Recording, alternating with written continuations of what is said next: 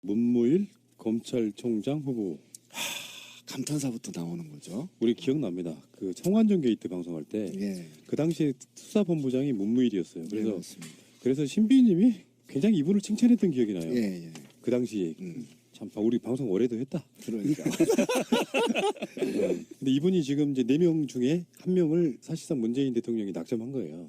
여자 검찰총장이 나올 수도 있었겠다 기대를 가져봤지만 그분은 이제 낙점이 안 됐고, 왜 그러면 낙점했느냐 하는 이유 중에 대표적인 게 공수처 이거 도입하는 거에 찬성하는 사람이래요. 네. 기본 지론이. 그런 부분도 있고, 또 언론들이 엮기 좋아하는데 홍준표와의 관계. 그러니까 성관종 리스트 때 홍준표를 수사했던 사람이기도 하고. 근데 이게 지금 문무일 입장에서는, 문무일 검찰총장 후보 입장에서는 약간 좀 빡이 도는 게 2심에서 무죄가 났단 말이에요.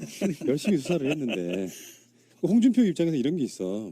자기가 사건 피의자로 검찰에 가서 수사한 사람이 있다고 칩시다. 상대방이 어떤 상황이든 간에 되게 그 찝찝한 관계일 수밖에 없어요. 예. 내가 피의자로 갔으면 고양이 앞에 쥐 그런 느낌인 거예요. 홍준표 입장에서는. 그리고 뭐 홍준표가 그랬다잖아. 그 노무현 대통령 한참 수사할 때 그 CD 증서를 갖고 와서 이게 수천억 원대인데 이거 수사로 직접 줬다는 거야. 수사팀한테. 네. 그 담당자가 문무일이었다는데 예. 문무일이 딱 그랬다는 거야. 딱 보고. 조작된 거다. 조작된 거라 가져가시라고. 필요 없다고. 어. 그러니까 이러시면 안 된다고. 홍준표가 나오면서 싸가지 없다고 그렇게 욕을 했다는 바로 당사자예요. 자기가 선배거든, 홍준표가. 어찌됐든 이 홍준표의 목줄을 꽉 쥐었던, 내지는 지금도 쥐고 있을 확률도 높으신 분이 검찰총장으로 지금 내정이 돼서 들어가신 거고요. 그러니까 나는 그게 문재인 대통령이 홍준표를 뭐 염두에 두고 임명했을 거라고 생각 안 해. 그러지는 않을 우연치 거예요. 않게. 예. 올바른 사람 곁에는 올바른 사람들만 모인다고. 대통령이 그렇게 올곧은 사람이기 때문에 그 주위에 이런 사람들이 이제 임명이 되는 거고요. 그러니까 어쨌든 검찰 내부에서는 문무일이 올곧고 능력 있고 후배들 잘 챙기고 그다음에 개혁의 의지도 있고 이렇다는 거 아닙니다. 평가가. 그리고 이 문무일이 왕따였다라는 거죠. 왕따. 검찰 내부에서. 특수통에서도 왕따였는데, 그러면 이제 성한종 사건이나 BBK나 뭐 기타 이 굵직한 사건들을 맡았던 이유는 니네 박근혜 MB 정부에서 여쳐먹어라 하고 문무일이 옷 뺏기려고 선배들이 사건을 맡겼다는 거예요. 그럴 수 있겠네요. 그런데 문무일이 워낙 영리해서 교묘하게 사건들을 정리하면서 살아남았다는 거예요. 그러면서 그 후보들 중에 가장 신망이 높고 그다음에 또 기수도 맞고 적정한 게 문무일이다. 그다음에 이제 지역 분배도 마찬가지고요. 그래서 가장 문무일을 높게 평가했던 건 현 정부가 높게 평가했던 개혁 의지에, 그다음에 이 개혁을 성공할 수 있는 거냐를 봤다라는 겁니다. 그러니까 자꾸 극우 세력들이 무슨 뭐 홍준표 어쩌려고 한 게 아니라 실제로 지금 검찰의 개혁을 어떻게 성공해 나갈 거냐의 문제에 방점을 둔 거지, 뭐 보복을 하려고 했거나 이러지 않았다는 겁니다. 확실하게. 사실 지금 검찰총장과 법무부 장관이 투톱이 돼가지고 특별한 경우에요. 법무부 산하에 검찰청이 있지만 독립된 기구로서 검찰총장은 사실 장관급이고, 그러면서 가장 중요한, 사실 현대의 군부 독재 시대가 끝나면서요 가장 강력한 권력을 갖고 있던 조직이 검찰이잖아요. 네. 심지어는 전직 대통령도 사실상 죽여요. 그렇죠. 근데 그 검찰의 개혁 방향 중에 이게 핵심적으로 떠오르는 것은 그런 거잖아요. 공수처 같은 검찰을 또 이렇게 감시할 수 있는 조직을 만드는 거, 이런 건데, 실제로 저는 이렇게 봅니다. 검찰이 갖고 있는 그 권력들을 수사권 같은 거 나눠야 되고, 그리고 왜 권력의 눈치 보다가 국정원 압수수색 한번 못하는, 박근혜 때 초반에 그랬잖아요. 예. 그 범죄 사건 연루됐어도 국정원 들어가 보지도 못해. 예. 박근혜 말에도 청와대 못 들어갔잖아요. 예, 맞아요. 그러니까 실제로 검찰이라고 하는 조직은 저는 이렇게 보거든요. 일단 안정화될 때까지는 권력이 필요해요. 그냥 노무현 대통령처럼 그냥 놔주니까 불어 뜯어버리는, 그렇죠. 그들 자체가 원래 기득권이었기 때문에. 그렇지만 어떤 정권이 바뀐 뒤에는 문민통제를 통해 갖고 그들이 처법적으로 뭔가를 하지 못하게 만드는, 또 검찰을 감시하게 만드는 조직이 생기면 그게 함부로 못한다는 거죠. 거기에 노무현 대통령의 기본적인 철학은 저는 맞았다고 보거든요. 검찰총장하고 KBS 사장은 안 만난다. 맞아요. 국정원장도 마찬가지고. 이제 그렇게 할 수 있으려면 너무 급하게 땡겨온 거죠. 그렇지. 너무 급하게 놔버린 건데, 실제로 검찰을 견제하는 장치는 진짜 많아요. 하다못해 경찰이 수사권을 갖고 있으면 현직 검사 체포할 수 있잖아요. 그렇죠. 예. 그리고 공수처 같은 게 또 하나 그 위에 존재한다고 하면 검찰이 권력의 눈치를 보면서 하는 수사 같은 것들 또 제동을 걸 수 있단 말이에요. 그렇습니다. 그러니까 내부적으로는 인사를 잘해주고 그 검찰의 인사는 법무부 장관이 제청해서 대통령이 하는 건데 인사 잘해주고 그리고 그 시스템 속에 이렇게 경찰한테 수사권 나눠주고 공수처 생기고 하면 어느 정도는 공정한 검찰로는 좀 돌아오지 않을까. 그러니까 저는 그게 이제 과도기적으로는 받아들일 수 있는데 인치로는 안 된다. 이제 시스템으로 관리돼야 된다라는 걸 해서 저는 검찰의 기소권을 전부 완화시켜야 된다고 생각하고 어쨌든 계속 제가 얘기를 하는데 기소배심제도는 도입해야 된다 이렇게 생각하는 건데 어쨌든 문무일 검찰총장 후보를 지명하고 나서 굉장히 재밌는 관전 포인트를 하나 우리가 있어요. 청문회 때 어떨까요? 좀 우리 좀 재밌게 하자. 청문회 때 어떨까? 문무일 청문회 때 자유한국당이 어떻게 나올까요? 진짜 재밌을 것 같아. 이게 속성과 본성 이런 건데 저 사람이 통과될 거라고 생각을 하면 함부로 못 갑니다. 권력기관장이기 때문에. 그렇지. 제일 구린 놈들이잖아. 그런 측면이 저는 있다고 봐고. 아니 한번 그려봐요. 그러니까 홍준표가 지금 걸려있단 말이에요. 기소했단 말이에요. 홍준표를. 근데 문무일을 자유한국당이 공격하기 시작하면 더불어민주당 의원들이 홍준표 사건을 꺼내들어버리면 청문회가 홍준표 사건 청문회가 돼버릴 가능성이 있다니까. 아니 굉장히 재밌는 관전 포인트야 지금. 그런데 자유한국당에서 이게 쉽게 못 건드린다니까 지금. 홍준표가 7월 5일 날 이런 발언을 했습니다. 추미애 대표를 만나고 나서 그 장관 임명 후보자 청문회에 대해서 거기에 당력을 쏟을 필요가 없다. 장관 후보자가 부적절한 사람이라는 것을 국민이 알면 됐다. 그런 사람이 임명을 강행하면 그것은 정부 책임이다. 투표로 임명 여부가 결정된다면 그것은 우리가 막아야 하고 막을 수 있지만 투표하지 않는 자리는 부적절해도 임명할 수 있는 것이 현행제도다. 임명을 강행하면 판단은 국민의 몫이다. 청문회하지 말라는 거잖아.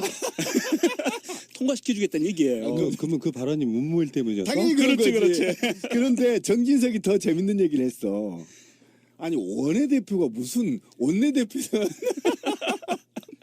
그 정진석이 아니고 정우택일 거야. 정우택이 원내대표는 내가 한다. 당대표의 권위가 있지. 재밌어 진짜. 그러니까 전 청문회 기대돼요. 네, 그러니까 네. 권력의 속성상 새누리당 쪽에서는 아마 그런 거 있을 거예요. 뒤가 구린 놈은 문무일 못 가요. 그렇죠. 그렇지. 그것만 보시면 돼요. 그러니까 그 문무일에게 되게 잘해주려고 어차피 지금 문재인 대통령 스타일이 반대 있어도 임명해버리잖아요. 네. 사실 그럴 사람들도 아닌데 자기들 청문회 때 깠다 그래서 뒷조사 같은 거 하고 막 수사하고 그럴 건 아닌데 괜시리 찔린 사람들은 거기에 대해서 자세를 낮출 가능성이 좀 있다고 보고. 자기들은 그렇게 행동해 왔으니까. 제가 얘기를 겁나지. 한번 해볼게요. 문무일 청문회 올라가면요 홍준표 두둔 발언합니다. 그러니까 홍준표의 캐릭터가 진짜 비열한 새끼예요. 분명히 두둔 발언한다. 권력에 대해서 굉장히 그 민감하고 그렇죠. 실제로 예. 약자한테 굉장히 강하고요. 강자한테 되게 약한 예. 스타일이에요. 정말 비열의 끝. 검찰도 흑역사 중에 하나가 홍준표예요. 사실 알고 맞아요. 보면. 알겠고요. 문무일 검찰총장의 검찰에서의 활약도 한번 기대를 한번 해보겠습니다.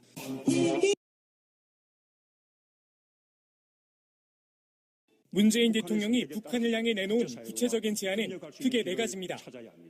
우선 정상선언 10주년과 민족의 명절 추석이 겹치는 10월 4일에 이산가족 상봉을 재개하되 이번엔 고향 방문이나 성묘까지 허용하자며 이를 위한 남북적십자 회담 개최를 희망한다고 밝혔습니다. 내년 2월에는 북한이 평창 동계올림픽에 참가해 줄 것을 다시 한번 요청하면서 2020년 동경, 2022년 북경올림픽까지 스포츠를 통해 한반도는 물론 동북아 평화의 계기를 만들자고 말했습니다. 아울러 남북협력을 위한 첫걸음으로 이달 27일 휴전협정 64주년을 기해 남북이 군사분계선에서 일체의 적대 행위를 중단하자고도 제안했습니다. 문 대통령은 마지막으로 한반도 평화와 남북협력을 위해 무엇보다 시급한 건 남북 대화의 재개라는 점을 분명히 했습니다. 이에 따라 올바른 여건이 갖춰지고 대치 국면을 전환시킬 계기가 된다면 언제 어디서든 북한 김정은 위원장과 만날 용의가 있다고 밝혔습니다. 문 대통령은 이처럼 제안을 열거한 뒤 북한의 결단을 기대한다고 덧붙였습니다. 문재인 대통령은 시진핑 주석과의 첫 만남에서 북핵 문제 해결을 위해 중국의 더 큰 역할을 거듭 강조했습니다.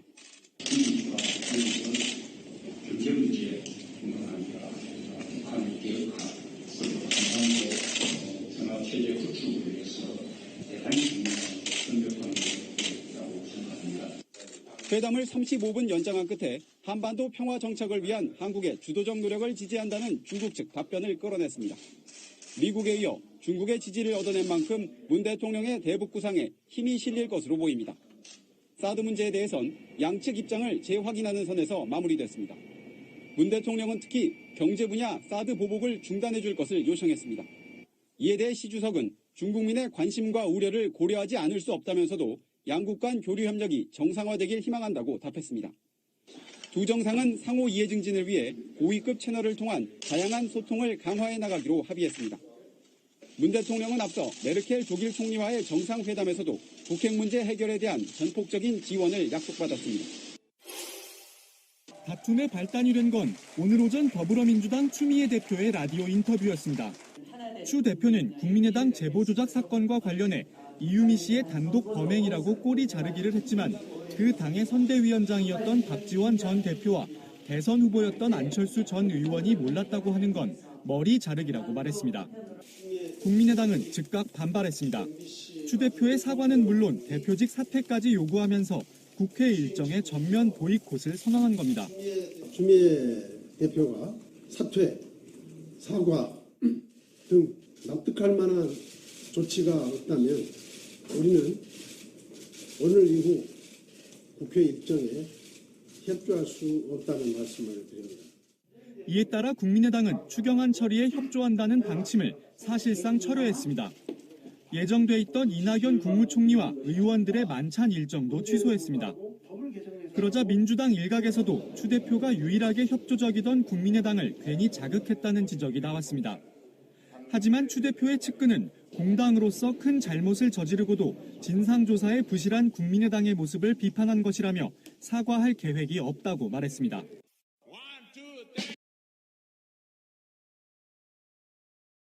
법무부 산하에 검찰청이 있지만 독립된 기구로서 검찰총장은 사실 장관급이고 그러면서 가장 중요한 사실 현대의 군부 독재 시대가 끝나면서요. 가장 강력한 권력을 갖고 있던 조직이 검찰이잖아요. 네. 심지어는 전직 대통령도 사실상 죽여요. 그렇죠. 근데 그 검찰의 개혁 방향 중에 이게 핵심적으로 떠오르는 것은 그런 거잖아요. 공수처 같은 검찰을 또 이렇게 감시할 수 있는 조직을 만드는 거 이런 건데 실제로 저는 이렇게 봅니다. 검찰이 갖고 있는 그 권력들을 수사권 같은 거 나눠야 되고 그리고 왜 권력의 눈치 보다가 국정원 압수수색 한번 못하는 박근혜 때 초반에 그랬잖아요. 예. 그 범죄 사건 연루됐어도 국정원 들어가 보지도 못해. 예. 박근혜 말에도 청와대 못 들어가잖아요. 예, 맞아요. 그러니까 실제로 검찰이라고 하는 조직은 저는 이렇게 보거든요. 일단 안정화될 때까지는 권력이 필요해요. 그냥 노무현 대통령처럼 그냥 놔 문무일 검찰총장 후보.